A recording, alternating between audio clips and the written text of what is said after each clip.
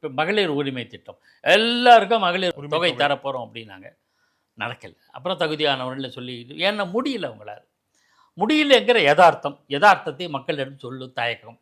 ஏனென்றால் அப்படி சொன்னால் அது அரசியலாக்கப்பட்டு விடும் என்ற கவலை.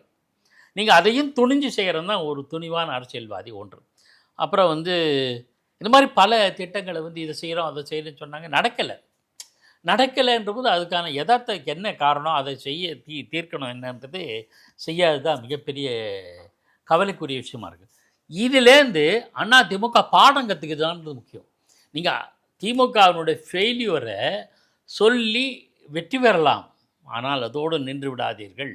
அவங்க ஏன் ஃபெயிலியர் ஆனாங்க, அதை மாற்றணும், அதை சமாளிக்கணும் அப்படிங்கிறத நீங்கள் கற்றுக்கணும். நான் அதிமுகவுக்கு வைக்கிற கோரிக்கை அல்லது வேண்டுகோள் அல்லது யோசனை அல்லது அறிவுரை எதுவானா எடுத்துக்கோங்க.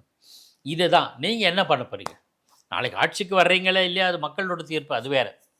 நீங்கள் என்ன பண்ண போகிறீங்க. இந்த 10 மாதத்தில் திமுக இந்த குறைகளை ரெக்டிஃபை பண்ணிச்சுன்னா அதுவும் இருக்கலாம். நம்மளால் அது குறை சொல்ல முடியாது. யார் என்ன செய்ய போகிறோம்ல. ஆனால் நீங்கள் எதை செய்கிறீர்களோ அதை ஒட்டி தான் உங்களுக்கு பலன் கிடைக்கும்.